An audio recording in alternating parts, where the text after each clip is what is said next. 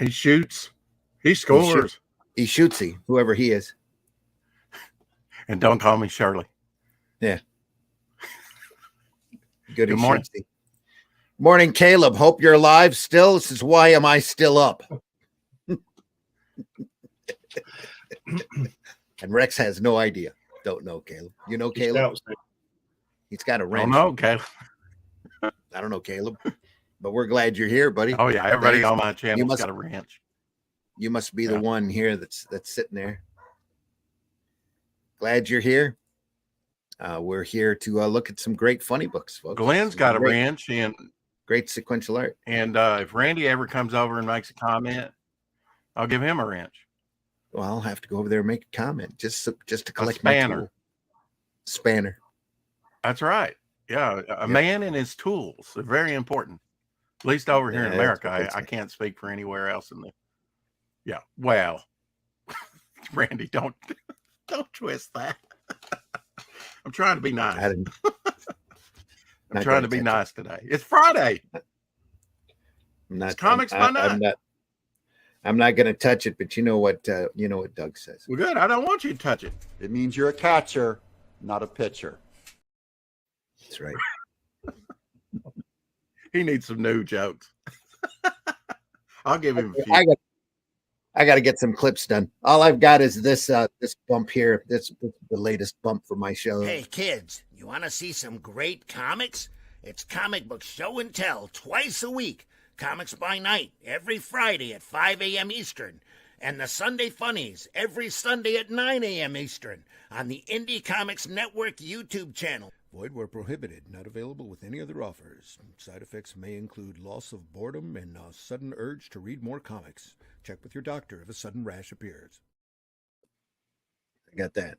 So I got this too. Holy shit. That is the craziest thing I have ever seen. And I'm Dennis Quaid, and Dennis Quaid has seen some shit. That's right. And sooner or later, I'll revise this.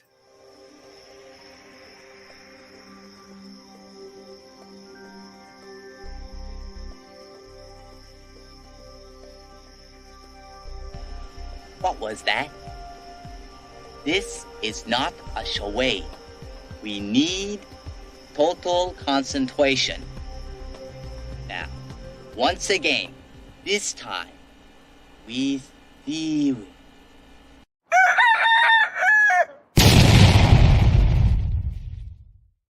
Yep. Come on in, folks. It's Comics by Night. Randy, before we get started, I've mentioned Scott McCloud, and we looked at his Destroy. I didn't know this Sunday, with Scott McCloud with script consultation from Kurt Bissett. Developed Zot in 1984, published by Eclipse Comics. The series featured a teenage hero from an alternate Earth, blending a variety of artistic influences, including C.C. Beck, Dr. Seuss, Alex Raymond's Flash Gordon, and early Japanese manga, and the Adventures of Tintin. It's a pretty good read. I've read a bunch of those. I think some of those references are a bit of a stretch, but C.C. Beck and early manga, I can definitely see. In there. But yeah, it's a nice series. Understanding Comics, I still recommend to everybody if they want to get a grasp of what sequential art is all about. His other two books after that, though, use with a grain of salt. Okay. But Understanding Comics is a great work. I think it's pretty iconic. I think the most... I don't know. I come down with, I think the artists that are really the most inventive. Now I may be totally just wrong about this, or because that's a broad statement, are self-taught in a lot of ways. Yeah. Yep. They don't come out of the academia, and I think a little bit of formal training helps, but if you really want to get creative, and most people that are self-taught do, use their imagination. But actually, I've seen a lot of imagination, whereas a lot of these commercial artists don't, I don't think. Yeah. I've seen a lot of folks, especially younger kids, that have gone through college courses on sequential art doing comics that think that they know everything, and they know absolutely nothing. Didn't we all, though, when we were in our 20s? Well, yeah, that's very true too. But you sit there and you listen to them spout, pretty much parrot what they were instructed from their teacher, and it's like, look at me, well, that Crumb guy was a real weirdo, and so did this and that, and it's like, well, how do you feel about Vaughn Baudet? Who? It's like, forget all that. Just go on Fund My Comic and buy some Arrow comics and some Hatch and Devil Flyer, and can't get Shadow Kingdom anymore. Too late with the Atlantean coming soon. Oh, it's coming. We'll be offering Shadow Kingdom again here in another form. Yeah. Eventually. Folks, thanks for joining us today. This is Comics by Night. I am your host, Randy Zimmerman. You can find the majority of my work over at arrowcomics.store, which I normally have written here, but I was too lazy to put it in this morning. And over at arrowcomics.store, which is supposed to be revised this weekend, you can pick up everything that's available from me. And there's a wide variety of works that you can get a hold of: Herobot Zero, Calico of Shard, Paragon, Alice in Chains, The Fool, and there'll be a lot more over there as well. I'm editor-in-chief of Arrow Comics, which means absolutely nothing. We're a creator-owned company. Everybody owns their own IPs and controls their own IPs, and we're just together in order to promote everybody at once. We're really glad that you're here. We see that our numbers are climbing as we go into the program. So, and again, we're here to look at some great sequential artwork. And joining me for this show is Mr. Glenn Fleming. Glenn, introduce yourself. Hi, everybody. My name's Glenn Fleming. I'm a writer, artist, and publisher. I'm in England. I've written 12 books so far about sport and travel and science fiction, amongst other things. And if you go to Amazon or New Haven Publishing, you can pick up my book about my visits to see Jack Kirby in the late 80s and early 90s. Also on Amazon, you can get Comics Unlimited, which is my magazine about comics, which comes out every now and again. It used to be bi-monthly, but we slipped a little, but we try. And if you go to Fund My Comic, you'll be able to pick up the annotated book about my character Hatch. And this book features lots of published and unpublished work, and you can see the history of the character. Excuse me, the history of the character throughout the ages, as he's now nearly 40 years old. So check that out on Fund My Comic. His origin story. Well, sort of, yeah. Sort of. Okay. Sort of, yeah. Okay.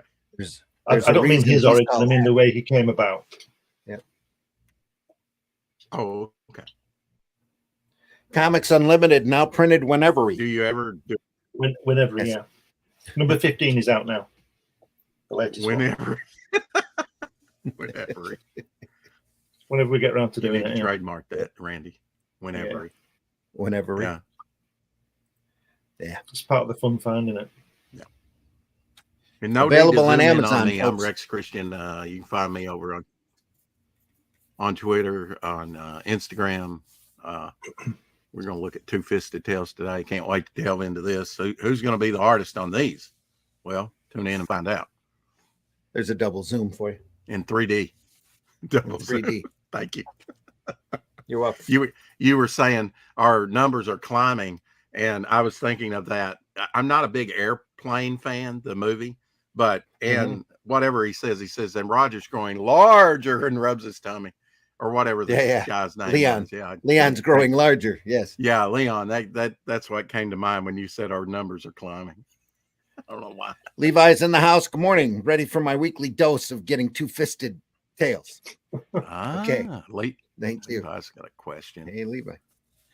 Levi says, Randy, is there any news on the Collected Aniverse book? I'm looking forward to that one. Thank you, Levi. I'm glad you're looking forward to that. It's gonna be a couple months yet. I've still got a lot of scanning to do, but before I do that, I have a couple of bits of writing that I have to get done. And Sue is working on a cover. I thought you were ashamed of that early work. I am, but I'm gonna print it anyway. Good.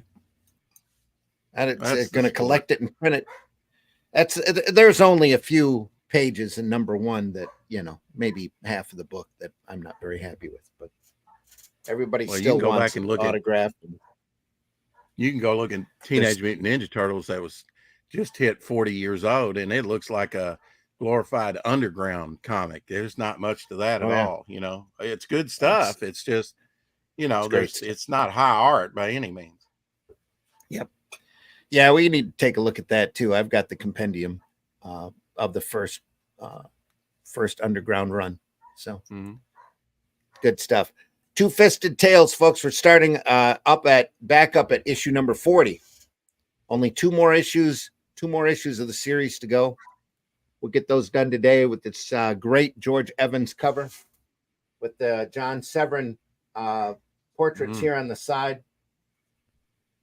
Great adventure comic from EC from back in 1954. I believe this is January of 54 or 55. Let's check. 53, it says. 55, sorry. January of 55. EC Comics. We're looking at the Russ Cockrum reprint volumes of this beautiful hardcover books, shot off of the originals and printed in black and white. January 55. Yep. The covers. Yeah. Go ahead. That's when you were born. Yeah. The covers were colored by the great Marie Severin, who colored them originally.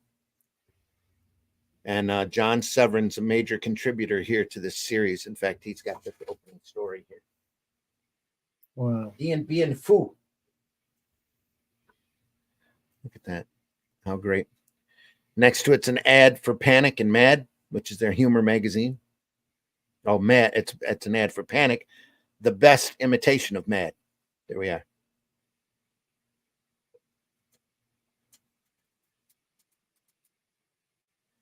Some great faces, great shadow work here on this. Yeah, John Severin must be one of the best war artists, mustn't he?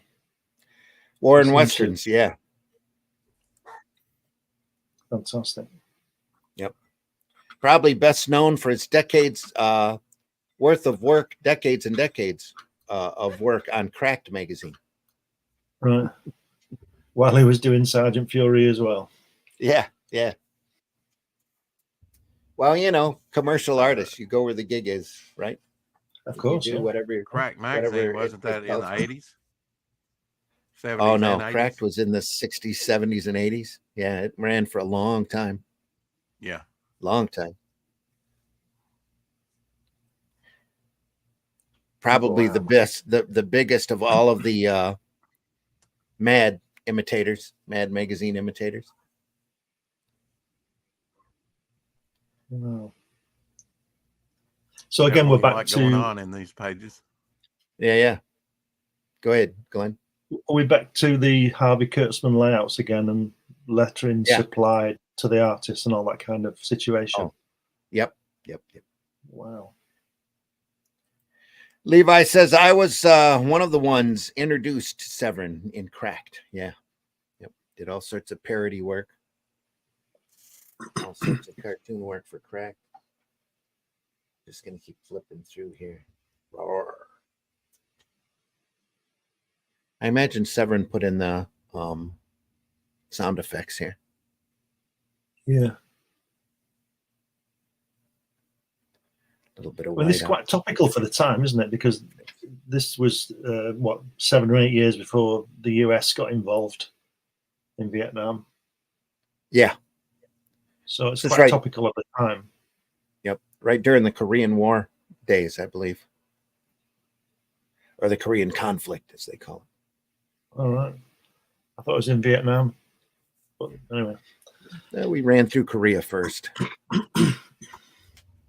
Vietnam was Kennedy, right? John? Yeah. Well, Kennedy, Johnson, and Nixon. Yeah. Look at that last panel there on the first page. It's filthy French magic, destroying. It says germ warfare, smash it. The last thing you want to do is smash it, isn't it?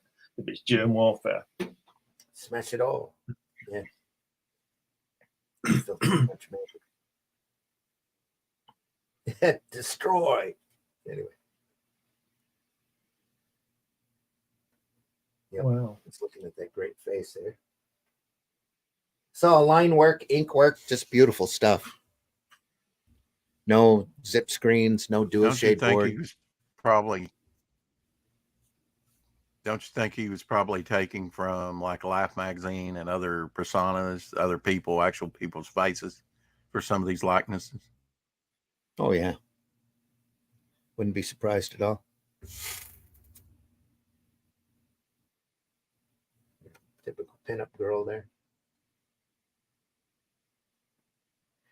After a punishing artillery bombardment, it's Viets, yeah. Throw a human sea charge at Gabrielle after a bloody resistance. She is torn down. Does this take place in Vietnam? Is that what they said? That's where the MBM Poo was. Yeah. Oh, okay. Airstrips, a graveyard for wrecked Dakota transports. War-blighted Indochina land is as much a part of France as the bloodied earth of Verdun itself. Okay. Yeah, the French were there first, weren't they? They got kicked out at the MBM Poo, and then I think they're American advisors there, so-called. And then the first American soldier to be killed in Vietnam, I think, was in 1962. Okay. And he was an advisor. Mm-hmm. Weapons training sort of stuff. And then Johnson sent the troops in just after Kennedy was killed, about a couple of months later, in 1964. Okay. Kennedy was going to pull every United States serviceman advisor out of Vietnam by 1965. Instead, we sent troops in 1964. After he died, yeah. Yeah. Johnson reversed his national security memorandum. It was, I think, Kennedy's was 273 pull out, and his was 274 go in, something like that. Wow. But anyway, so this is 10 years before that. So this is the French. Yep, French. They were soldiers with Mel Gibson. Gives you a brief, shows the French early on in there and gives you a brief. Yeah, that's right. Yeah. Wow. Look at that guy just getting blown away. The bawump. Well, catching it in the gut there on the I think second page. Cut him in half, that wasn't it? Oh, here, yeah. In that range. Vive la France. Boom, boom, boom. Yeah. No blam, blam, blams here, surprisingly. Yeah, he's not going to survive that. In the days I watched my blood spreading over the pictures. Isabelle, Claudine, even as the red tide is spreading over Indochina. You think work like this maybe stepped on some people's toes as well early on? I do, it's yeah. Like, ooh, that's such realism. Kids don't need to see this. Well, that's what I was saying earlier about it being very topical. Yeah. So it could be. Well, they weren't above making statements. If you saw and we'll look at the horror magazines or the horror comics from this same time, they were not meant for kids, that's for sure. And yet they're singing a song. It was the anniversary of. Go ahead, Rex. Of him going in front of Congress and, kind of defending EC's position on freedom of speech and everything. Mm-hmm. Yeah. Yeah, it was a very strange time, mid-50s in America, with the all this, the code coming in and Elvis arrived, upset everybody, and all that kind of thing. Very interesting time. Right. That evil, a demonic rock and roll. Yeah. Taking charge. Yeah. Little zip screen here around the photographs. Little little bit of a zip screen here to drop, add some gray tone in here. It's all everything else is all beautiful line work though. This was pre-Gunsmoke, but the guy right there where your finger is on the second where they're singing, like Glenn was saying, reminds me of Matt Dillon. Here? You know, with that hat. Yeah. Oh, yeah. Gunsmoke. Cowboy, doesn't it? Yeah. But I know that's pre, you know, this came out before. It's kind of Australian military though, isn't it? Right. Yeah. And it's probably that Australian guy in the first panel on the first page. Yeah. Yeah. Yeah. But it still reminds me of Matt Dillon, you know, something like that. His hat. Yeah, like a cowboy hat. James Arness. Mm-hmm. Just the way it's, you know, depicted. It doesn't look flattened like in the first panel on the first page there. I get a kind of a Dr. Zhivago feel. And this is pre-Zhivago with that. Yeah, by about 15 years. Kind of froze there. That fifth panel there with the sort of Russian hat or whatever that is he's wearing. Yeah, right there. Omar Sharif right there. Yeah. Omar Sharif. Yeah. Yeah. It's funny to look back at, you know, some of the stuff like that with through a lens and what was popular culture and just see parallels that weren't even meant to be there, but still, you know. Yeah. Yeah, it brings up that. I guess John Severin probably drew war comics up to about the time he died, you know, in some form or fashion. Yeah. Flaming Coffins, folks. Artwork here by the great George Evans. What a great title. Yeah. What's he doing on the wing? Was he putting the fire out? Looks like he's shooting at the biplane behind him. He's holding on and firing back at him. Yeah. That's killer, man. That's seat's awesome. On fire. Yeah. I had to see that parachute. That's World War One, right? Yeah. Wow, look at that. This figure here is a little cartoonish for I know, Evans. it's awesome. Yeah, it looks great. I mean, this is How's your World War II book coming along, Glenn? It's okay. I've done about 28 pages now. It's okay. I've not touched it for a couple of weeks. We were talking about this the other day. Awesome. I've had a bit of a block with it, really, but it's coming on. I'm not saying much about it. I want to start showing people when I'm doing it, but I just don't want to show anybody anything because I think there's some quite unique things in it. I know everybody claims that, but I think you'll agree when you see it. But I'm not saying anything about it really. But it's coming on. It will appear. Brave words for a one-eyed fat man. Well, you know, damned if you do, damned if you don't. Yeah. So that's why. This is all beautiful line work here. Just gorgeous. Gorgeous work. I love Evans. I love it. Yeah. I don't care what he puts in the three bottom panels. Just that one's worth the price of admission. Awesome. Yeah. It's almost better than the cover. So much tension. Just a lot going on. But he loved drawing his biplanes. Evans did. Yeah, he's good, isn't he?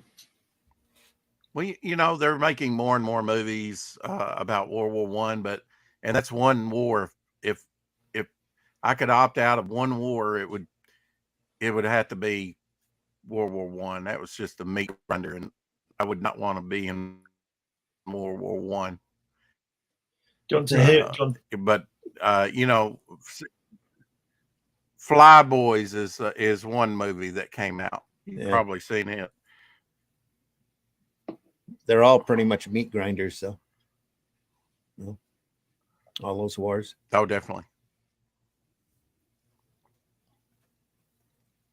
Just got done watching Masters of the Air on Prime, not Prime, Apple, not too long ago.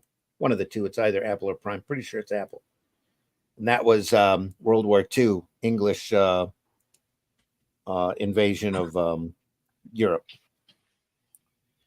with the Americans going over and flying missions with B-52s. That was crazy. Have you ever seen Come and See? The Russian Come film? and See? No. You've got to watch that. It's on YouTube. It's called Come and See. It's subtitled. Okay. It's a Russian film. It's made in 1985. And I think, and a lot of others think, but I think it's probably the greatest war film ever made. You won't believe it. It's not all explosions and shooting, and it's just an incredible film. Come and See, 1985. Check it out. I'll have to write that down. I'm always looking for good films to watch. It's either Come and See or Look and See. I'm not sure.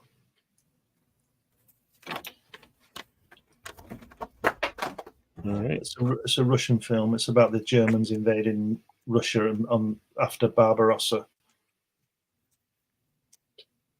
It's amazing.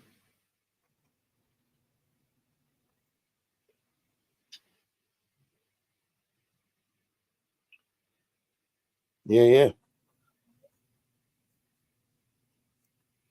I'd like to see a film about the Red Baron or somebody like that with these aeroplanes. I don't know how they go on with that, because I can't imagine these things fly anymore, do they? 100 years old. There's still some of them around, but now that we've got all of this special effects technology, I'm shocked that somebody hasn't done one. Yeah. You know? There's also another good film. Go ahead. Another good film. I think it's called Zizou. That's a good film, good war film about some Norwegian guy in the Second World War. I think it's Zizou.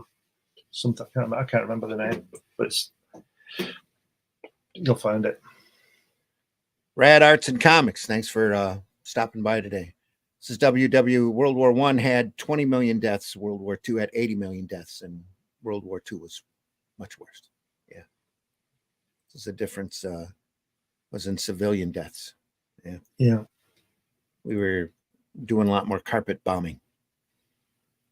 Military deaths were actually about the same, in both wars.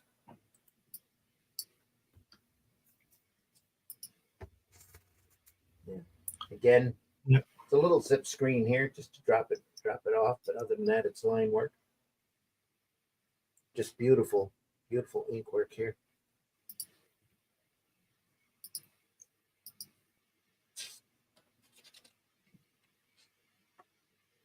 He's much better at drawing planes than he is figures, isn't he?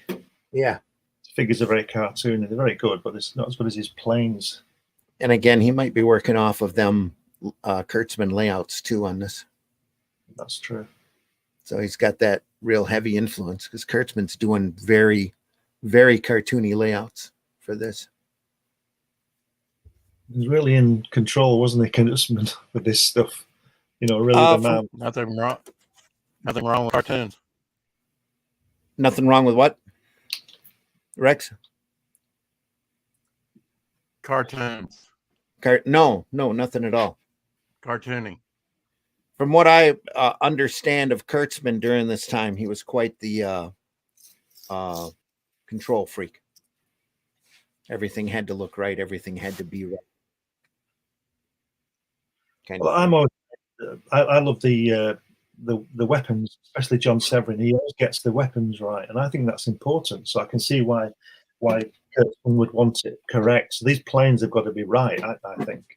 Yeah. You know, and the weapons have to be right as well. You know, the helmets and the gear and everything. It's got to be right. Right. Correct. I think we mentioned it a long time ago, a few weeks ago, that when Kirby was drawing Shield or Howling Commandos, the machine guns on Howling Commandos were Thompsons, but they weren't quite well rendered. And when he drew Shield, everybody had a different weapon because he couldn't be bothered drawing the same weapon again. And I think that when you're doing stuff like this, which is a really detailed observation of the equipment, you've got to get it right. Yeah. And it looks like it's right to me. I don't know, but it looks like it's right.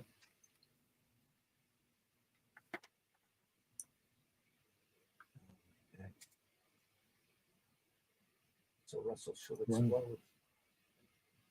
Jumping out. Wow. Cool. Yeah, that flying body. Oh dear. I'm caught. It's got to. She'll explode. Get you out, Russell, you fool. Yeah. Got him out. It's all burned up here.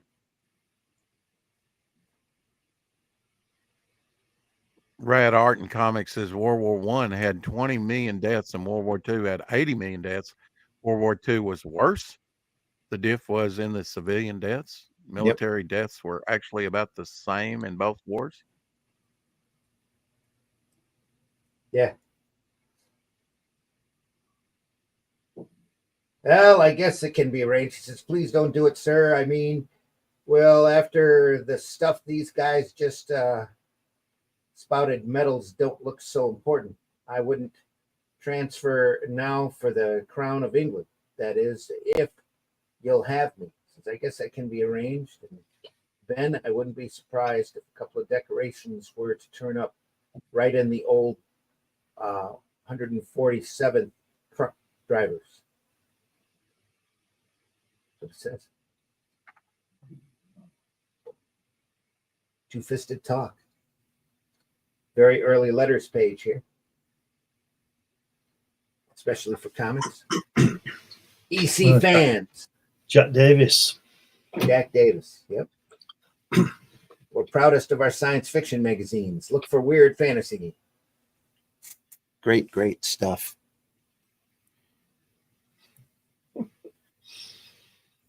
It's Jack Davis doing Native Americans, the last of the Mohicans. Yeah.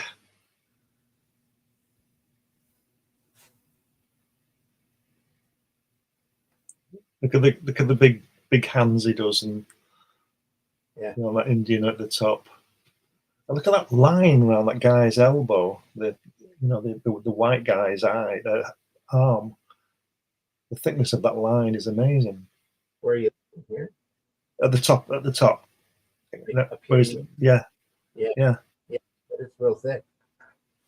It's fantastic. And that guy's hair, I don't know what you call them. I'll call them what I call them. The Red Indian's hair. It's fantastic. Really well rendered. Everything changes every week, so I just call it what I call it. We know what you mean.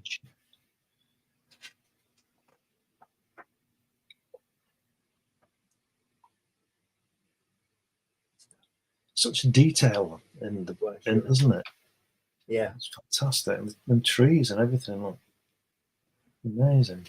It's very, very deceptive work. This is just brush work up here. Yeah, a lot of hard brush dabs, even right here for the trees. But it looks great. Beautiful feathering work here for the grass.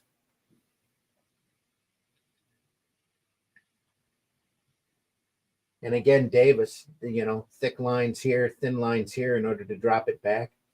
Yeah. Point out where you're supposed to be looking. Again, it's very wordy, isn't it? It is.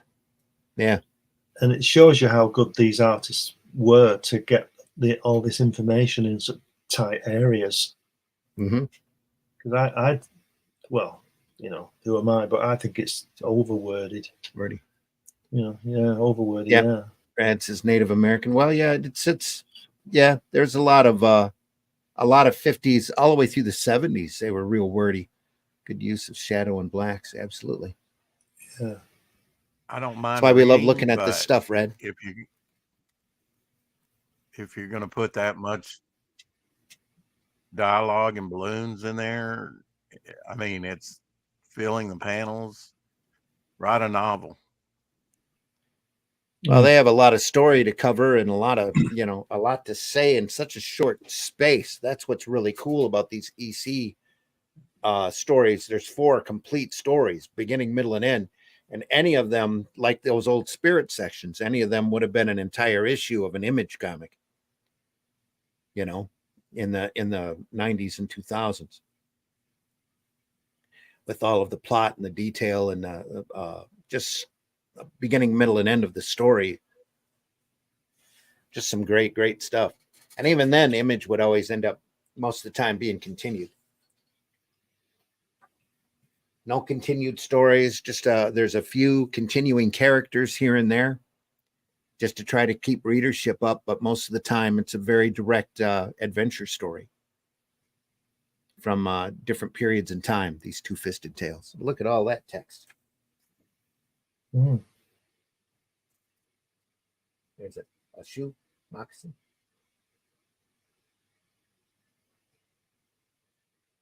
Just a lot. It looks like they're telling the last of the Mohican story here. Yeah. Oh dear. That's a real lot of ground to cover in 7 pages. Yeah. So Classics Illustrated did an entire comic off that novel.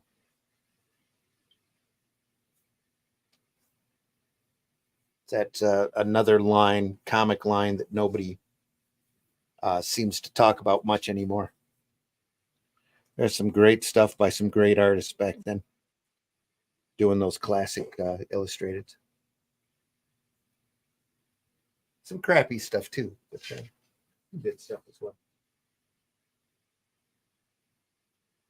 It's great, Jack Davis. I think he seems to have, for me, gone a bit too cartoony on this. I know he's a cartoonist, known for that, but we saw some other work where it wasn't as cartoony a while back, a few weeks ago. Yeah, he's getting a little farther along in his style work here, you know. I mean, it's 55. Fantastic work, you know. Yeah. It's brilliant work.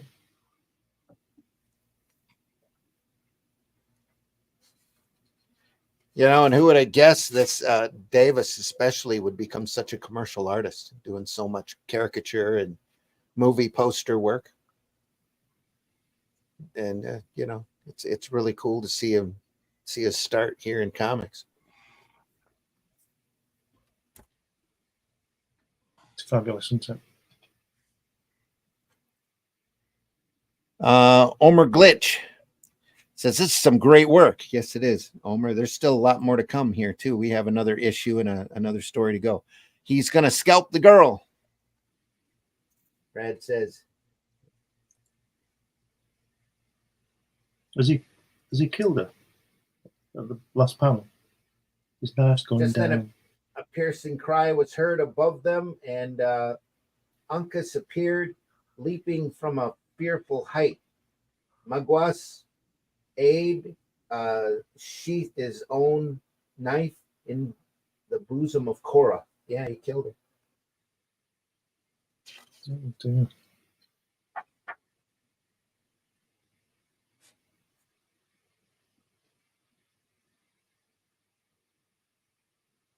Yeah, so you'd never see a story like this today. No. Even in the independent market, because it's so wordy and so just compact. It's real tight storytelling. Next sharpshooter. Go ahead. The guy on the last panel of that previous story there looks like he's out of Erie. Looks like Frankenstein, doesn't he? Yeah, he does. Type of person, you know what I mean? Yeah. Of course, Davis did a lot of the horror comics too. Yeah. Here for Tales of the Crypt, Haunt of Fear, and Vault of Terror. Look at that. When you say a little bit of cartoony on Last of the Mohicans, it's kind of like, yeah, I can see a little like Michael Plug that would come along later. Yeah. Yep.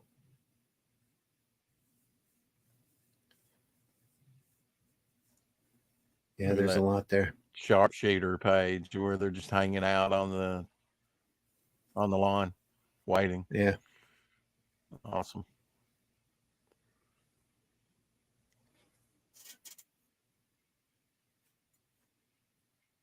You don't need to tell me that. Whack. Right in the head.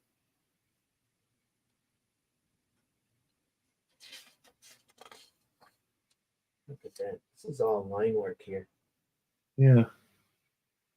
It's just a bit blurred, bit blurred at the moment, but I can roughly make it out. Is that better? It is a bit better, No. yeah. No, that didn't help at all. It helped this. No, it's gone back. Make it refocus here. Oh, God. It's okay. It's gone back to the same, but it's all right. Just carry on. Right. Luckily, it's a pretty large book. Little foreshortened arm here just to make sure it fits into the panel. Yeah. Oh, it's a kid. Right. Yeah, on that left-hand page, the second panel, it's a really nice shadow on this guy's hat, isn't it, on his face? Yeah, it's really great. Looks like he's got a mask on. Yeah. And the gray tone there is Zipatone here. Zipatone screens. Yeah.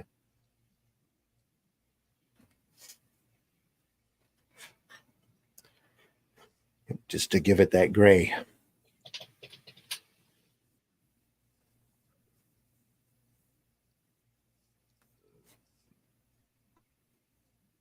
Line work back here. Just to drop it back. Cross hatching work here.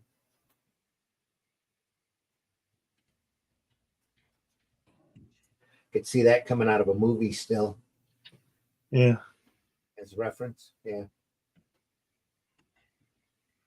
Still great work.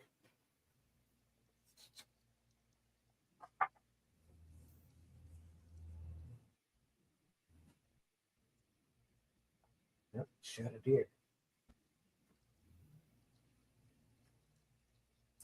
Same here. Nice. Looks natural. Yeah.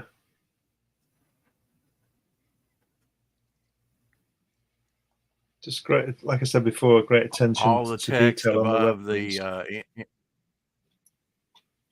Go ahead, all Rex. the text in the gutter almost. Yep, up above.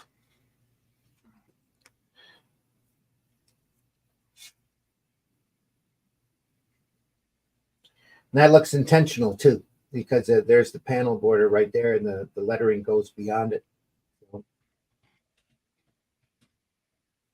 Whoever the letterer was, he went through and put the little cloud type panel border on there as well.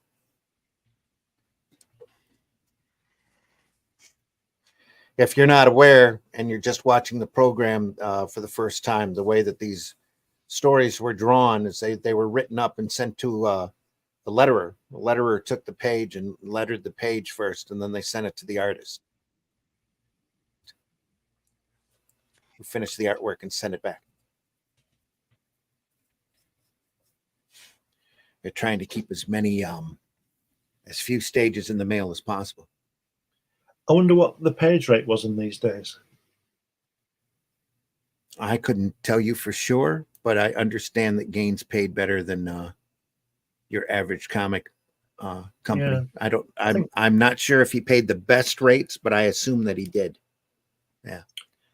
I think it's around, Marvel were paying, or Timely as it was then, we're paying around $25 or $30 a page, I think. I'm not sure. So if he's paying more than that, it's going to be quite a good gig, I would have thought. What would $40, what would $25 be now? 70 years on, it'd be a couple of 300. Yeah, probably pretty close. I was going to say about at least 250. Not bad though, is it, for them? Yeah. If you're doing 2 pages a day, that's $2.5 grand a week. Not bad, is it? No. Livable. You had a constant, steady gig there, but that's you know, that's why these guys were always workhorses. 20, 40 pages a month. Yeah.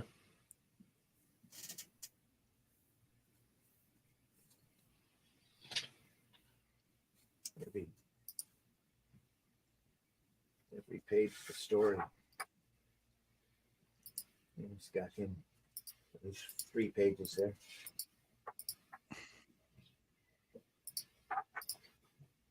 Oh yeah, it's a motif. Keeps going. That's probably Kurtzman doing those layouts like that. Yeah. Brad Art and Comics says, I hear Marvel's really bad about no raises. They pay same they did in the 80s, 150 per page. Image had a lot of money to start. They were paying people like Stephen Platt up to $2,000 per page. This Image had a lot of money to start The that good they old were days. paying. Yeah. Yep.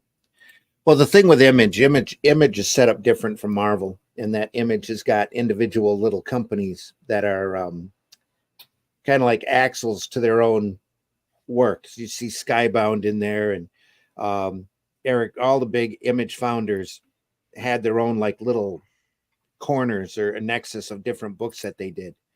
And the way Image is set up is Image, every book that Image prints, Image really doesn't lose money because they keep track of all of their expenses, the printing costs and all of that, not the production costs, but the printing costs, the marketing costs, and they pass that back to the whoever's in charge of the hub. They have to pay that back to Image plus a percentage in order to keep Image rolling, or a flat fee in order to cover their office expenses. So Image never loses money when they print a book. It's everybody else, the people that are responsible for putting the book together, that take on that burden of profit. And then whatever profit comes out, there's a percentage split on that, depending upon everybody's contract. And the people producing the book are responsible for paying the artists and the writers. So like Kirkman with Skybound, when he was producing Walking Dead, he was paying the artist himself, not Image. And then Image would pay him back in profits after their overhead was covered.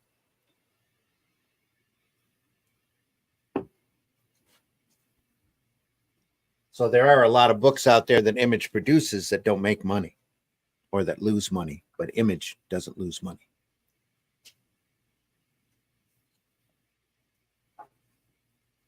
That's it for that issue. On to 41.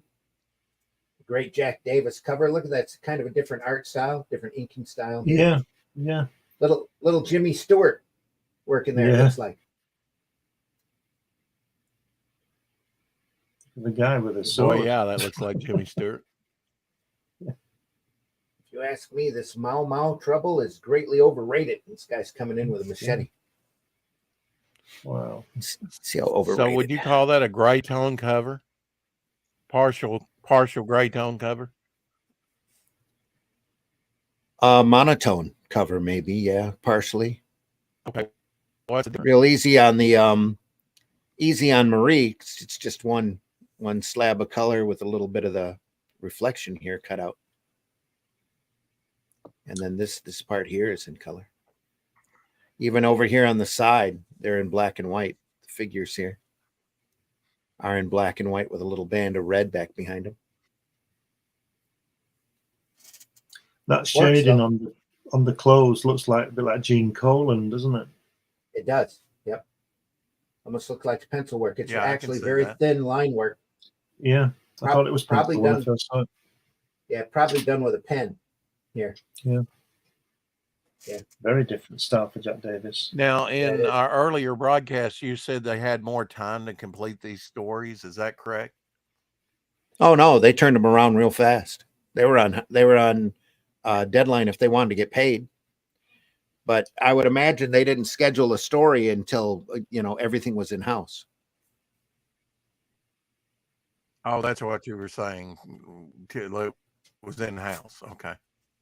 Yeah. So if they were running late, because like there's a notorious story about a Kriegstein story that he took the lettered art boards and split them all up, redrew a couple of the panel borders and took a 6-page story and turned it into an 8-page story, or a 7-page story and turned it into an 8-page story, because he thought it needed more space to breathe. And it really threw him into a tizzy. But once they saw the work, they had to print it. It was just that good. So they ended up dropping a house ad or a letters page or something in order to put it in an issue.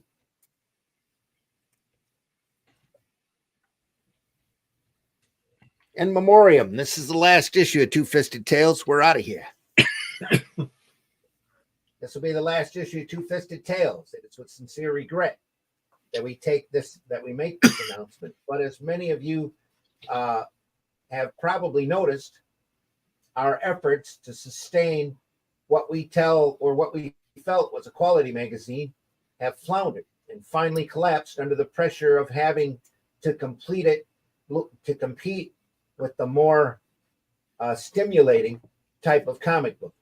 The passing of Two-Fisted Tales is the passing of an era for us at EC. We just hope that you, our fans, received as much pleasure reading Two-Fisted Tales as we received producing it over the past 3 years. Not that doing Two-Fisted Tales has been without headaches. We have had our share.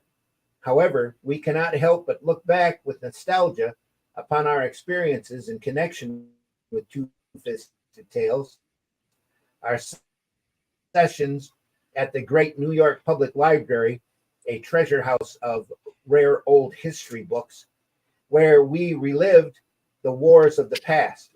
We have sprung the catapults with the army of Caesar, wielded the Gaive and the billhook in Agincourt, touched fuse to Harbus with Cortez, and primed and loaded the flintlock with General George Washington at Pell's Point.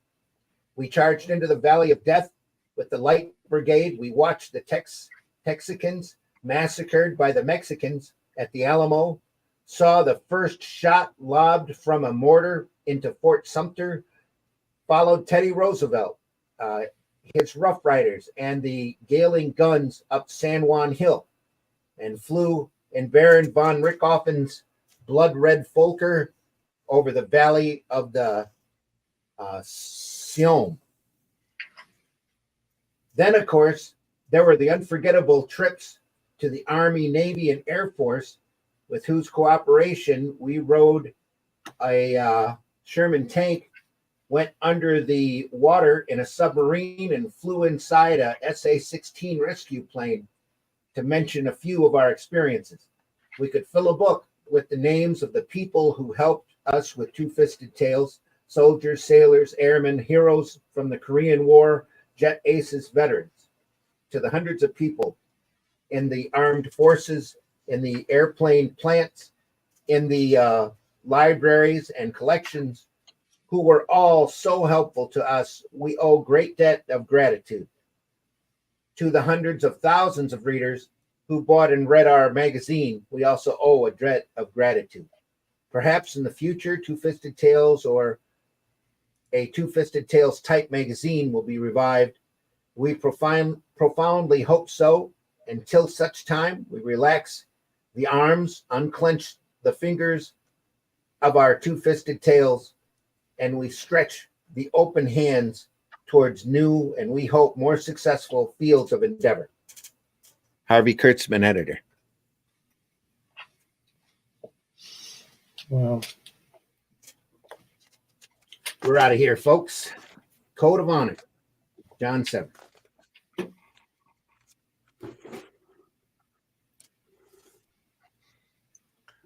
I wonder, yeah, you were saying the other week that this artwork was sold in complete stories. Is that right?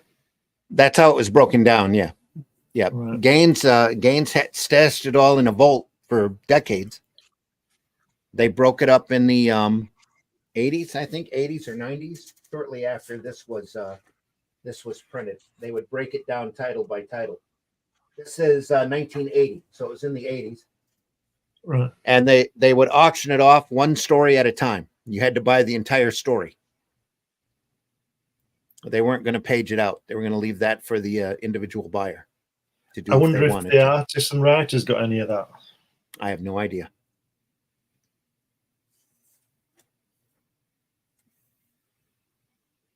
Wow. And you hardly ever see any of this artwork up for sale. So no. Be nice to have a little 7-pager on your wall, wouldn't it? Yeah. That's what I'd do with it. You'd frame it and put it on display in a hallway. Yeah. It's just fabulous stuff. It's just amazing. And so much better in black and white, I think. Yeah. That's why I love these books. These hardbacks are just amazing. Rad says Image had a lot of money to start. They were paying people like Stephen Platt up to $2,000 a page. So that was up to the individual creators, whoever was putting the book together. Image is the group publishing company with each individual owner. Yeah, it's their own company. Yep. That's what I said.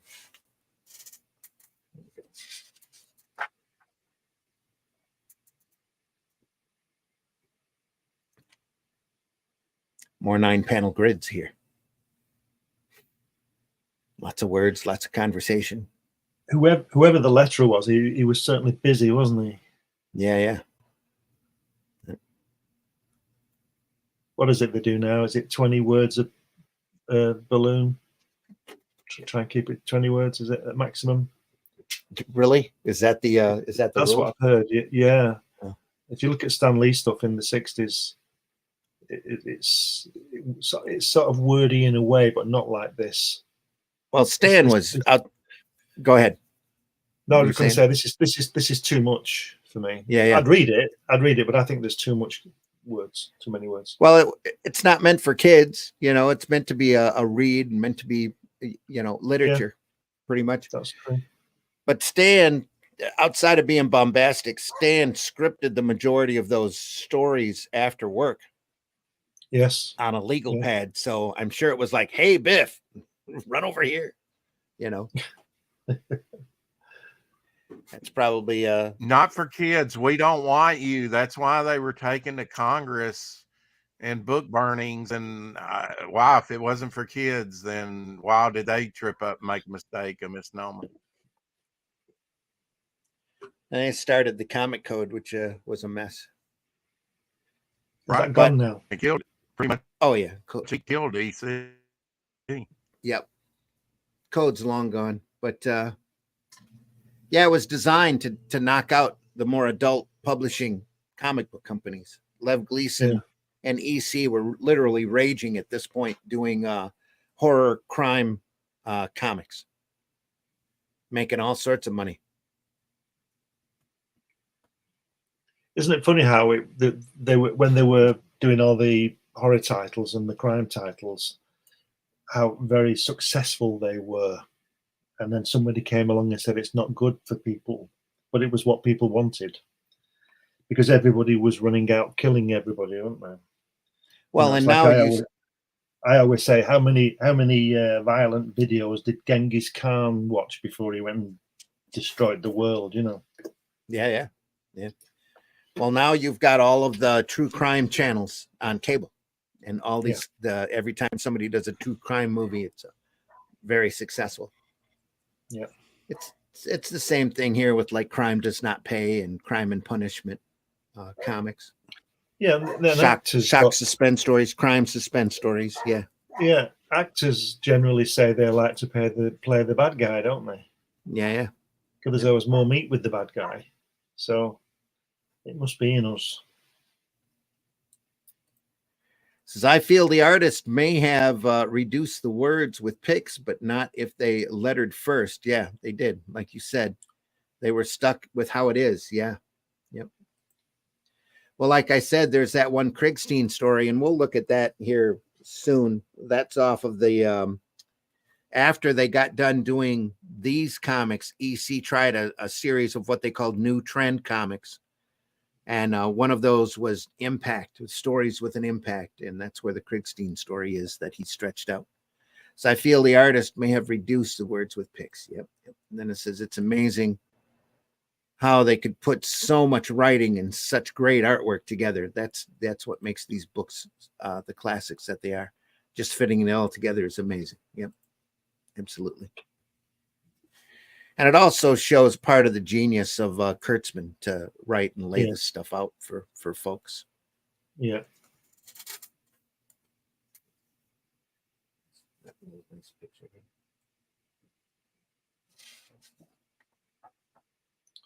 Certainly a challenge for the artist, only having what 2/3 of the most panels to work in. Yeah.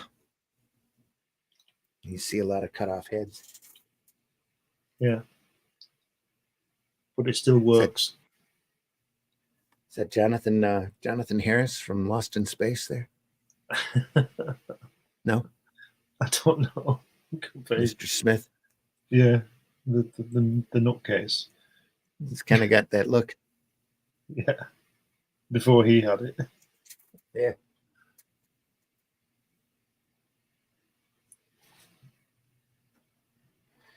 Dueling.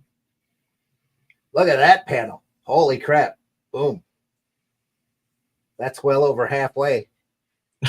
Severin sitting there going, what am I going to do with that? I think they're incredibly lucky he didn't end up with two silhouetted figures right there. Yeah, if you look at it the other way from a positive point of view, he didn't have to draw that much, did he? So it was quicker for him. Yeah. Yep.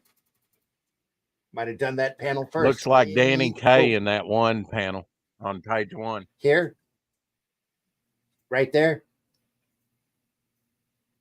Yep. With that guy, is that what you're talking about? Yeah. Yeah.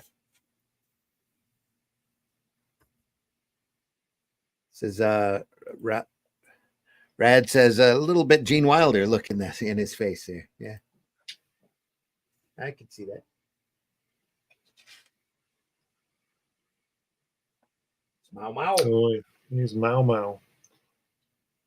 This is Kriegstein.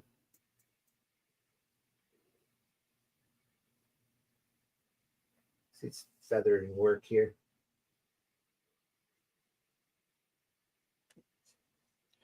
Said Fantagraphics, I think, did a examination book on Kriegstein's work. What are those two? Sorry, go on. Sorry. He worked in comics for quite a while and got to be known for his sense of layout. Right. Go ahead. I'm going to say, what are those two round things there? What are they supposed to be?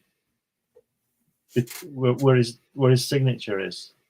What are those? Are they rocks or what's going on? They might be the drums. Oh, right. Oh, I know what they are. The shields, aren't they? The shields. Oh, shields, yeah. Yeah, the guy's shield. Yeah. They kind of look like somebody's behind, though, doesn't it? It does, yeah. It's like something, the way they're looking at it as well. I think, what the hell is that? Bent over. Is that the guy's twin looking at them? It looks it's the same guy, isn't it? Here? Yeah. Yeah. It's like the same they're the tribe of clones. Yeah. That's what it is. Yep.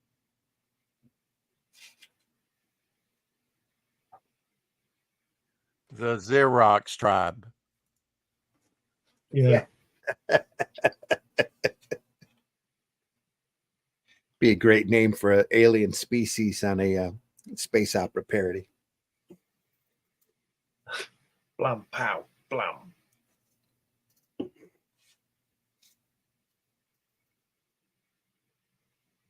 Kind of a stylized, cartoony look here. Yeah, the guy with the pipe. The guy with the pipe looks like a cross between. Oh, it looks like Errol Flynn playing Nick Fury. Yeah. Well, he's got to be the intelligent one because he's got the pipe. Yeah. Yeah. He was that intelligent. He went somewhere and lost his eye. he's the hardcore adventurer because he's got the patch. Yeah. Indiana Jones. Probably scratched out by a cat. The early 60s cartoon by Alex Toth, Space Angel.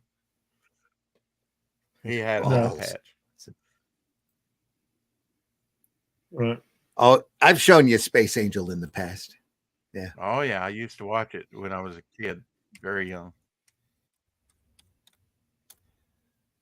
I'm hoping we're going to see those on that Me TV Tune channel. That'd be nice for them to play those, just to throw the kids off. Hey kids, look at this.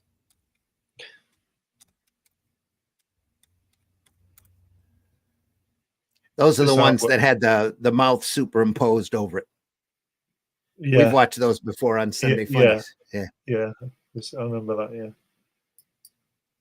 Yeah, they didn't animate the mouth. That wasn't the only one that they did like that. No, they did Clutch Cargo, and there's another one. Yeah, Clutch Cargo one that they did. Yeah.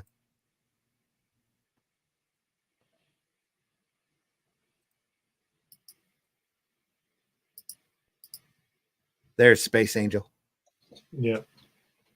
Whose communicating device is right over his mouth, so they didn't have to superimpose anything sideways.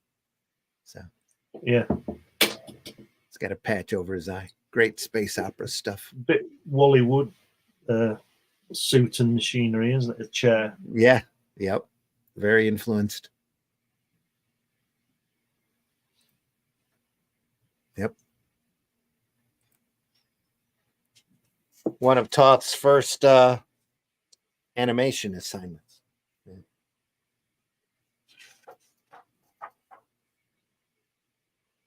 Sunday Funnies archives, folks, if you want to see some of those. I'm pretty sure those are still posted up there. The only ones that aren't of the old animation shows that we used to watch is the episodes that have Mighty Heroes in them, because we got copyright struck for that from whoever owns the property. What a surprise. Can't show Baby Man or Cuckoo Man without their permission, I guess. Up the nose. Do you remember Secret Six? Oh yeah, absolutely. That's to Pat Freeling. That's one of those shows where if you were to play the opening song, would be an earworm in your head for the rest of the day. Oh yeah, I played it the other day on my show. I got all of them. Yes. So, there were a lot of openings back during that time on those cartoon shows that were earworms, banana splits, and Here Comes the Gump. It's my favorite. You remember Mighty Hercules? Oh, of course. Yeah. Mighty Hercules. I just bought a gold key Mighty Hercules from the 60s, number 2. A little blue tunic with a belt with a stylized H on it, so that you know it was Hercules. Yeah, with a English letter H Hercules on it. ring. Yeah, had his ring. Remember Sinbad? Would give him more power. Remember Sinbad and his magic belt? Yeah, that's another one I of looked those up a couple earworms. Sinbads that Dale came out with, and they did one in 1965, and then a couple years later in 1967. They skipped a year in between issue 1 and 2. Yeah, probably waited to get the sales back. I guess we can do another one of those. Yeah, after about 8 months. And they might have done it and had it sitting in. Yeah, they might have had it done and sitting in the drawer somewhere, and just had an open slot on their schedule. Put it in there. Mm-hmm. Some more Great Kriegstein here. You say these weren't written for kids, but certainly kids read them. Well, they were comics. You know, that was the big misunderstanding that spawned the Comic Code Authority. These guys were writing very adult stories with a very adult content in it, and the parents were freaking when they sat down and read what their kids were reading.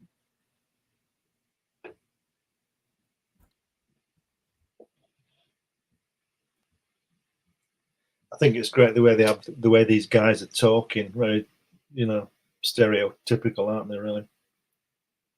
Yeah. Of its time. When Mau asks for the head of a foreigner, and I bring it not, by the oath I die.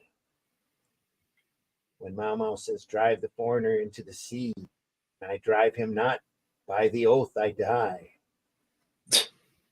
Which, Inga, you are wrong about many things, Mr. Quinta. The white man has much to learn from Africa and its people.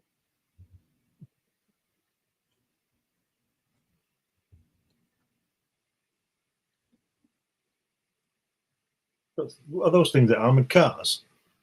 Art Victim in the house. Good to see you, Art. Good morning. Cars, yeah. Maybe Armored cars. Yeah. Oh yeah, like tanks.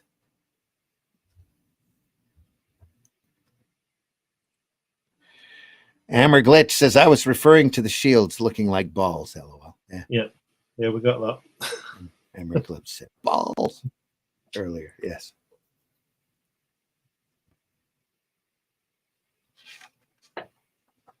Oh, after Kriegstein. One more page of that. Look at those. Oh no, we switched stories. Look at this monkey. Yeah. Gorillas. Great. The Great Wally Wood. Look at that elephant. How good is that? Is that Ackley? Carl Ackley? Is that how you pronounce that? I imagine that is. I don't know. When I can't read something like that, I just kind of gloss over it and go, okay. Yeah. Man, the animal work on this is great. The gorillas, the lions, the rhino, the elephant, they're all nice. Yeah. A little bit of zip screen there just to pop out the gray. A little bit here with a beautiful tone work up there. This is especially nice, almost photographic here. Yeah. Wally Wood at his best here. Tarzan had some great, Dale publishing Tarzan back in the 50s had some great covers and stuff of animals. Oh, yeah. Best Tarzan though is Russ Manning. Outside of Kubert. Kubert's was great too, but Russ Manning's was amazing. He did it for decades. Broke in a lot of really good apprentices. Yeah, he was an artist. Yeah. Go ahead. I mainly know him from Magnus Robot Fighter. Yeah, but his real claim to fame was his Tarzan work. He did the Tarzan comic strip for quite a while, and then did Tarzan in comic form for the European market for another couple decades afterwards. It's some really great graphic albums. Because Bart Hogarth and Joe Kubert and John Buscema, all worked on Tarzan. There's been so many great artists work on Tarzan. Oh yeah. Yeah. Manning's though, we'll have to look closer at those. I've got the reprint set. Yeah, I like Manning's work. He's in some ways pretty close to Wally Wood. In some ways, different, but it's got a very crisp style. You can see style somewhat. Yeah. Yep. Yeah. You can see where man, look at that elephant, just the energy, the energy behind the elephant, and the movement and the different panels. Yeah. Bone in the house. Good to see you, Bone. Says good morning, Rex. Hey, Bone. Glad you're here.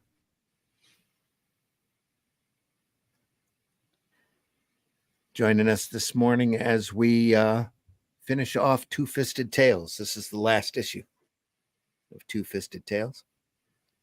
Wrap it up. I'll take it. Pretty much.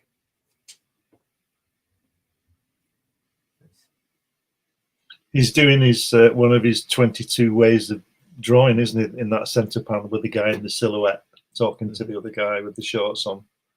You know what I mean? Like he's not got time, so he's just blocked it in. Mm-hmm.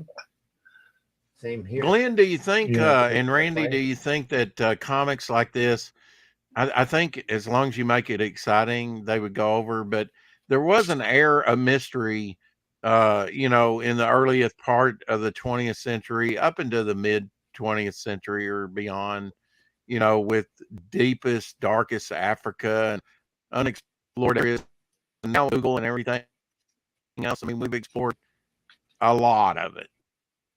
The most. You're breaking up, Rex. We've taken the mystery out of it. Oh yeah, absolutely. Yep. I'm sorry. No problem. I kind of followed what you were saying. Great facing. Yeah, I was just saying, in the 20th century, there was a little bit of mystery left in the world, Deepest, darkest Africa, unexplored. That's kind of how they sold Tarzan, and most people didn't go 20 miles from their house from where they were born, Couldn't. Yeah, and that's why you get those stereotypes, isn't it? That's why you get what, Yeah, Glenn? I guess so. Stereotypes. Oh, yeah. Yep, absolutely.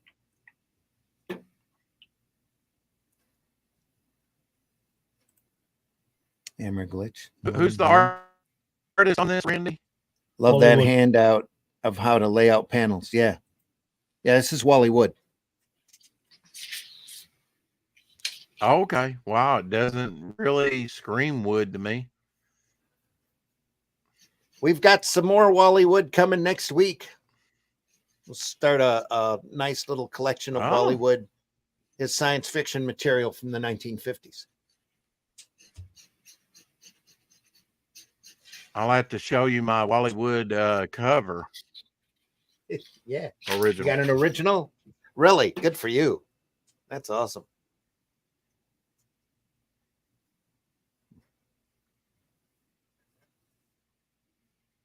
We could do a story, Glenn, on that cover alone, believe me. Well, you need to send me stuff. I can't do anything without your input. Gotcha. So to be so pessimistic as you keep calling me, but I can't do anything without your information. Right. A little bit of zipatone back here on the clouds. Beautiful. Ink work here. Hyena. Cheetah here. Nice. Yeah, it's fantastic, isn't it?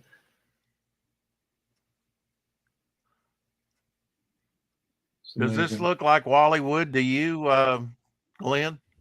Yeah, I can see what you mean. He's not quite got the style that we know, but I can see it in it. Yeah, I can see it in the legs and things like that. It's very tight in the inking as well. Yeah, what did he do? His inking? Who did the inking? Yeah, he did.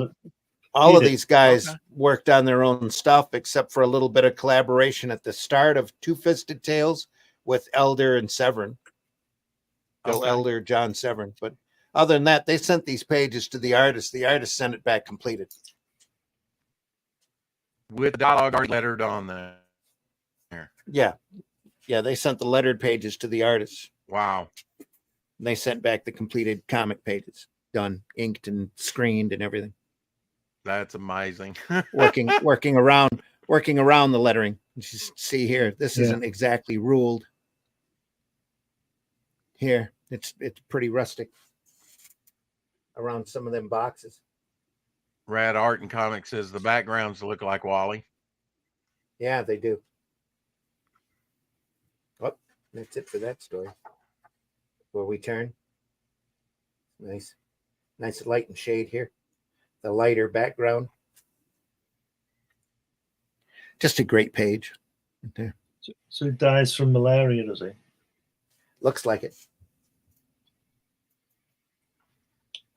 Dr. Elliott pumped antiseptic and into the tooth wounds of the cheetah that he got attacked with.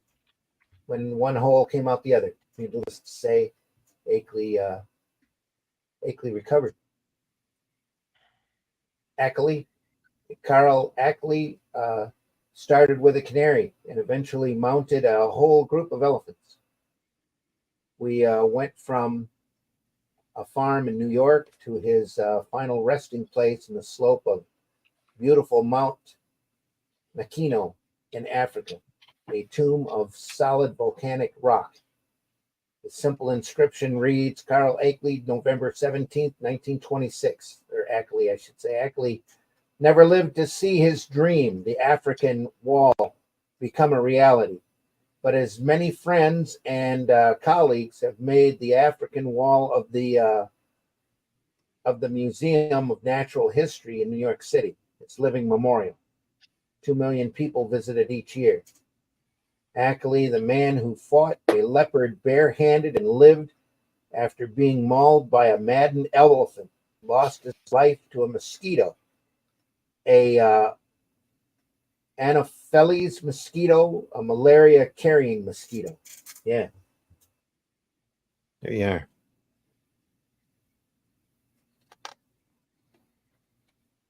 On to the next story. Yellow. Again, a biplane story by the great George Evans. Look at that.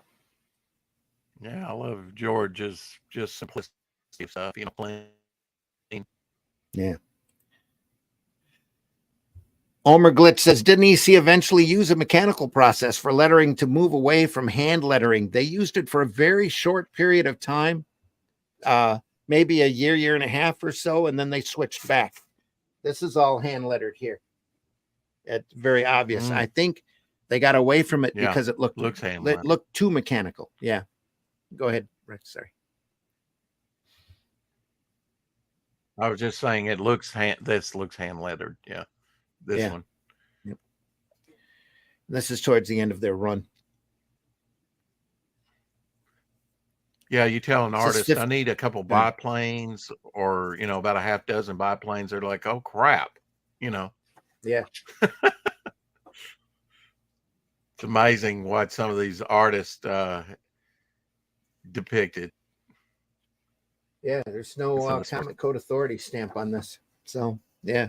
This is barely before the code got enacted or an issue that they didn't pass under the Code Authority. Might be why they ended Two-Fisted Tales. One of the reasons. Nice break of the panel wall here.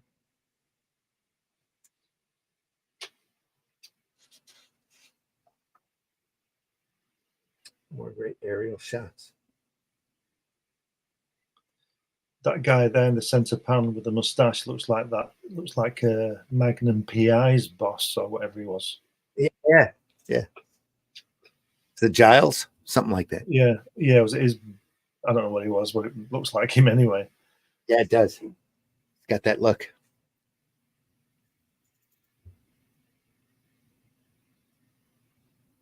Nice rendering of the background as well to give the height in the center panel as well. Mm-hmm. Yeah, you can see the high up in the air. Yeah, love that. That's Ransom, our tail man, shooting it's the signal. Jerry's.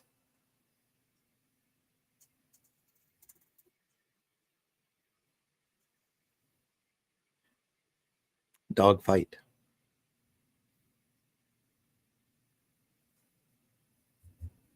It just shows you where we are, doesn't it, as a human race, in the way that only 11 years after the Wright brothers flew, we're fighting each other in the sky using aircraft. Yeah. So Ben says, I have Ben Compton. So I have a John Buscema, original art Tarzan page.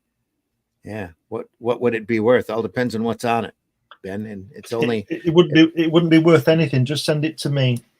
There you are. Yep. Glenn says it's worth nothing. You might as well send it to him.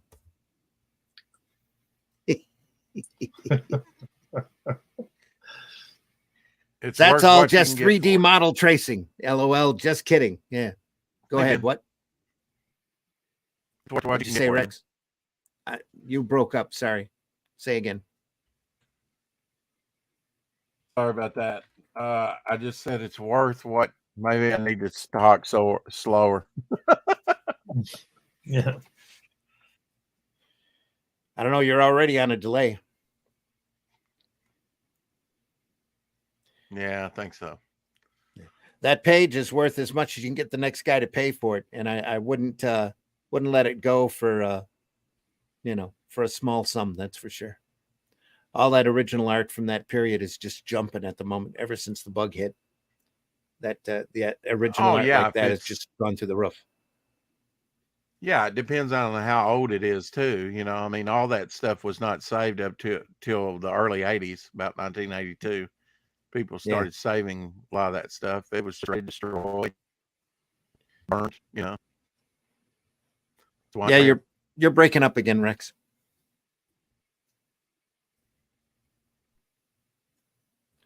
Someday you'll get better equipment, maybe a better internet. Yeah, someday.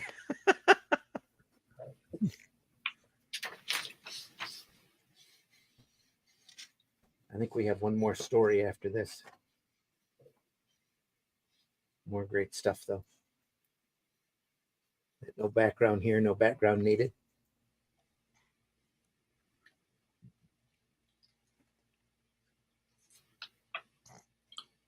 I know this is pre-Sean Connery, but that one character looks like Sean Connery to me. Yeah. Yeah. Heavy eyebrows. Yeah, and Omer Glitch, it probably was done with a 3D model. He probably had a couple of model biplanes that he was constantly looking at it in his studio, working off of that. But no tracing. Know what impresses me about a lot of this work is the artist knew lighting, shadow, and lighting. Yeah. Yeah. I mean, look at the struts. They don't connect very well connected on the front page. And you really need to fix your microphone. But Rex. He does it. I'm sorry. It's all right. The struts where he just indicates the struts. Mm-hmm. You know what I mean? Yeah. Yeah. Nice work. That's great too. Brilliant. Just cut the plane out of the panel. And the tire. Yeah.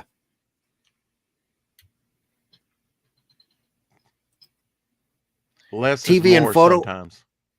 TV and photo references, probably photo references. This is right as TV was coming in. I don't think everybody had a TV at this point. More than likely photo references or actual airplane models that he was looking at. Go ahead, Rex. 20 years before some people had a television. Yeah.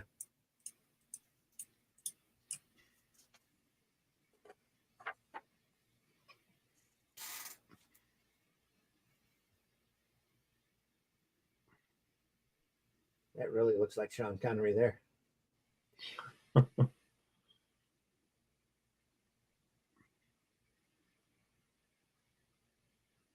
This panel here, to me, is really Evans. That's his style all over.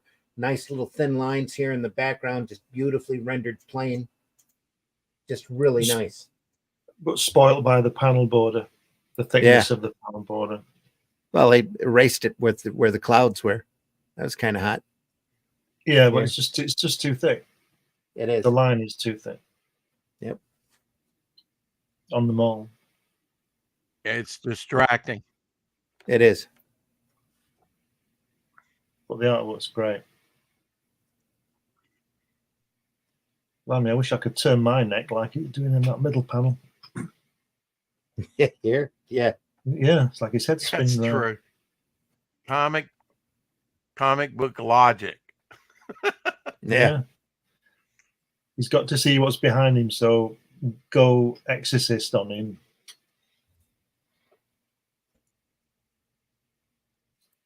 It's magazines and morgue files. Yeah, the morgue files. Folks, you see artists back then with an entire wall of file cabinets of photo reference. Yeah, definitely Connery. Yeah. A lot like him. Oh, I guess this is it. He says there to that guy, he says to him at the last panel, he says, what was it? He said, I wasn't talking about you, I was talking about myself. Yeah.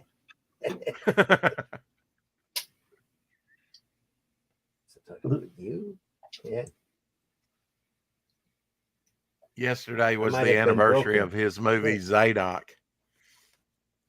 Oh, God. Worst movie ever made. Zadok or Zardoz? Zardoz. Yeah.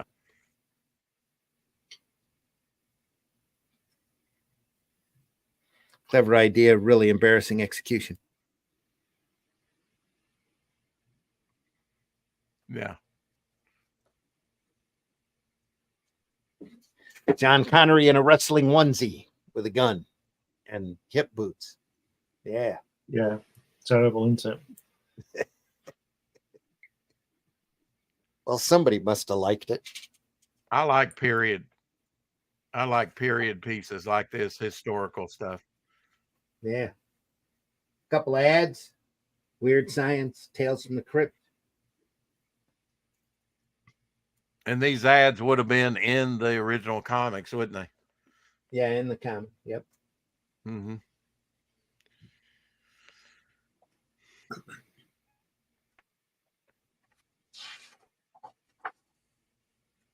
And then Cochrane's ad for the complete EC library.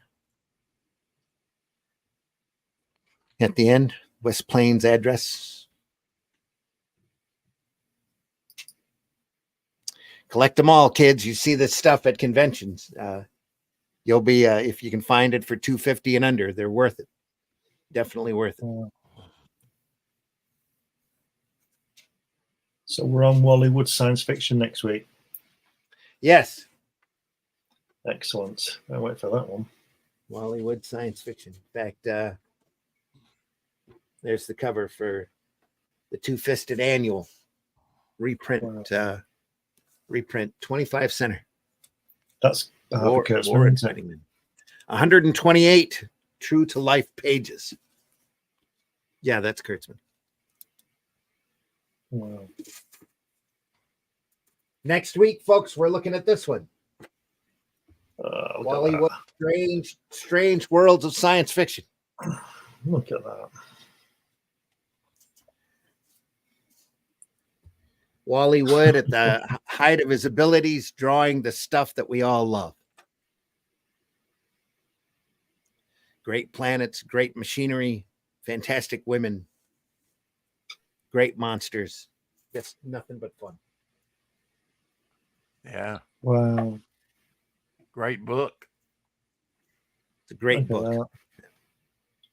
Nice thick one. Will probably take more than one episode to go through, but it's worth it. So I wonder how long it took him to draw that. I don't know. Yeah, it looks like a Jack Kirby layout, really. Yeah. Yeah. You can see where Steranko got his machinery from, can't you? Yeah. Drawn and flopped. That's what it is. Yeah. Yeah. Yeah. It's fantastic, isn't it? Nothing wrong with that. Make that job easy. Work easier, not harder. Yeah. Nope. Wally Wood, Strange Worlds of Science Fiction, folks. Smarter, starting next week. Harder. That's right. That's Wood's basic idea, especially when it comes to hitting deadlines.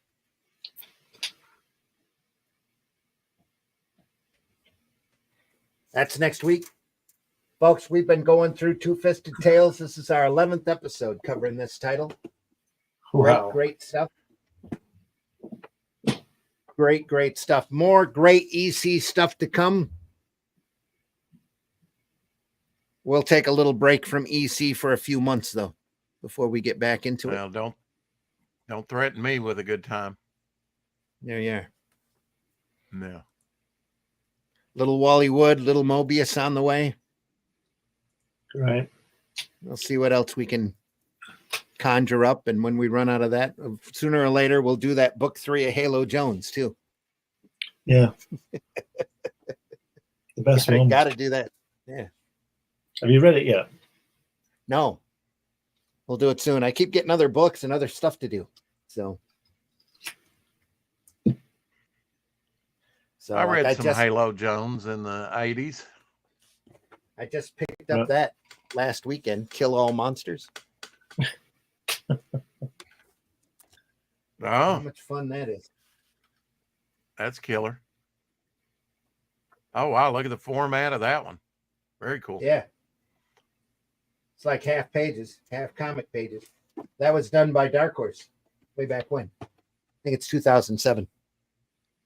Great stuff, though. Fun. Kill All Monsters. Hey, Shadowhawk. Kill All Monsters. Yep. Omar wants to know, can we catch a movie and the dinner first?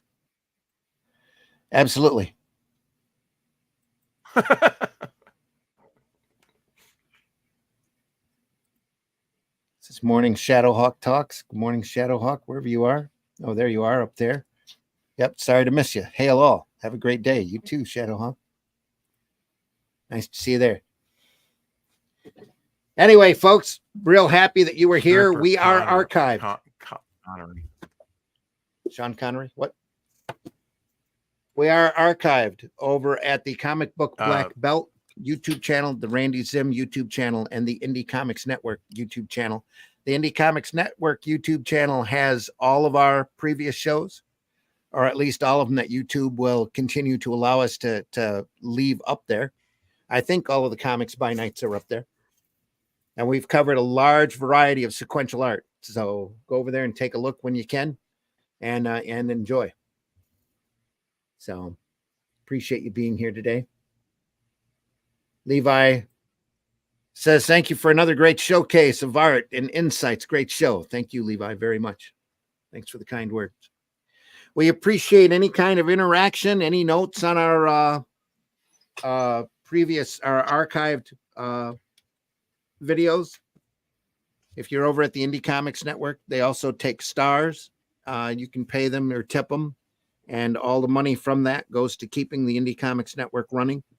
And it's not cheap, folks. They have a lot, not a lot, but they have a bit of overhead expenses every year that they need to cover. So if you can, give them some stars, leave us a note. Let us know if there's something out there you want us to cover. We'll be happy to consider it. So we just love this stuff. We show this stuff off because we love it.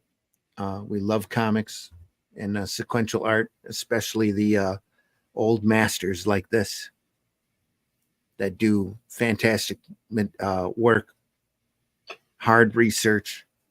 I'm very proud of their work.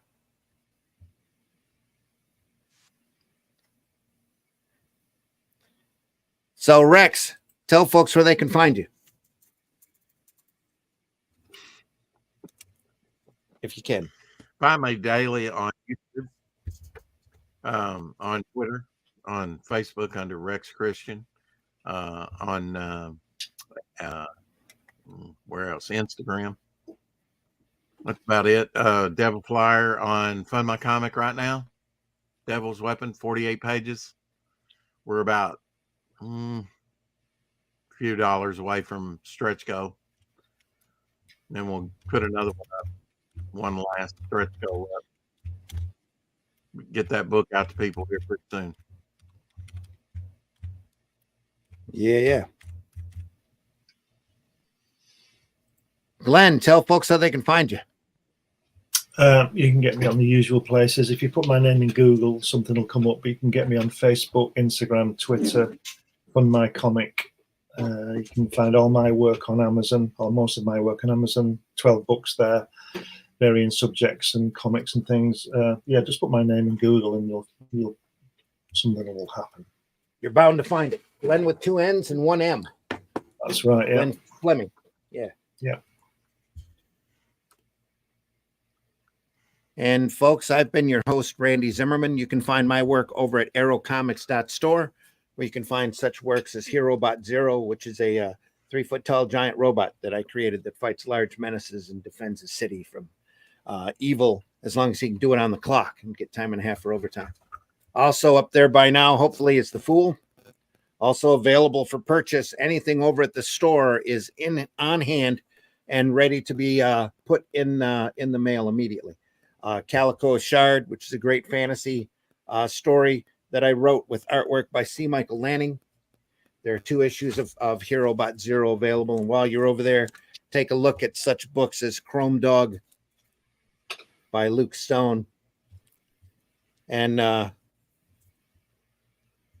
Justin, Craig White, Soul Tack. His artwork, Luke Stone's artwork, Justin Sweet's writing. Soul Tack by Craig White is over there as well. So go over there and take a look.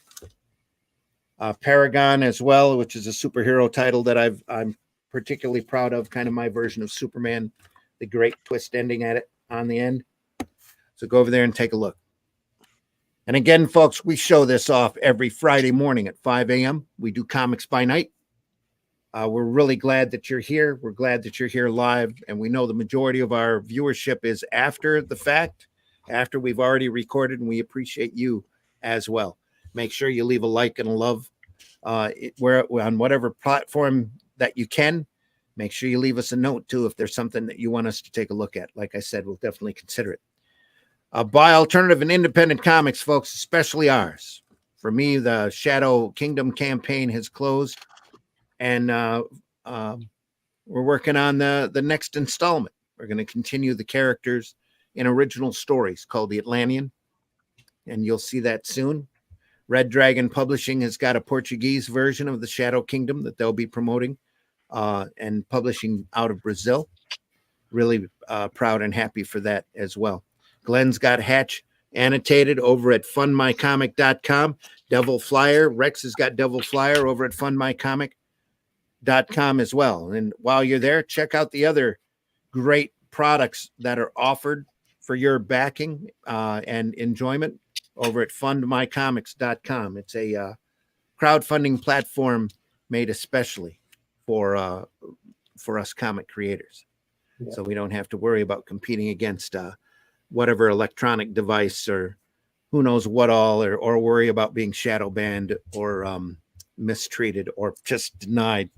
I can't believe that you have to construct a campaign for one of these platforms and then you have to worry about being approved. Just drives me crazy. But as long as you fit the basic, how dare you? Exactly. The basic rules of public decency, you're welcome over at Fund My Comic, no matter what your comic is. So just, don't put anything up there that a family can't view out in the open. Your book can be adult, but your campaign has to fit those basic standards. Just so we don't get into any trouble, folks, we love Fund My Comic. Later, gents, from Omer Glitch. Glad you were here, Omer. Thanks again for being here. Buy alternative and independent comics, especially ours. Take a little bit of time and go visit your retailer. Say hello. Take a look at his back issues. Take a look at those back issue boxes, especially the magazines, the treasuries, those comics that haven't quite been looked through lately. You'd be surprised at the gold and the treasures that you can find in fantastic sequential art there, and help that retailer out at the same time. Help him pay his light bill. Heck yeah. Because Lord knows Marvel and DC ain't doing it right now. So go out there and help them do that. Any last words from anybody? I wouldn't want to have a comic shop ever again unless I had a good back issue. Stop. The retailers out there. Yep. The retailers out there that have the extensive back issue on display are the ones that are really solid in business. Everybody else is leaning on table games or role-playing games or Funko Pops or whatever they can. And that's all real fleeting. So folks, support your local retailer. They deserve it. What's that, Gary? Gary's got something to say here. So this is the divine intervention. You could become a spiritual guru on your own, but you just have to tie your shoes. And you just have to know how to eat burritos backwards. Absolutely. Thanks, everyone, for being here. We're here next Friday, Wallywood next Friday. We also do a Sunday show, 9 a.m., Sunday Funnies. And this Sunday, what are we looking at? This Sunday, we're looking at an issue of Alter Ego, which is a comic fanzine. Right. Good stuff. The particular issue of Alter Ego is a tribute to the great Alex Toth. It has a lot of great artwork in it, a lot of great testimonials, and it shows a lot of love for a great artist. Kind of a curmudgeon, but a great artist. Anyway. Russ, we miss you. Missed you, Russ. Hope you're doing well. He'll be back on Sunday. At least he said he would. He'll be back. Yeah. No need to threaten me. Yeah, exactly. Folks, we'll see you soon. See you on the next one. Take care, everybody. Deeply appreciate you being here. Have a great weekend. Taste the biscuit. See you in a bit. Joke's on you, bitch. I love this shit. Absolutely. See you soon, everyone. See ya.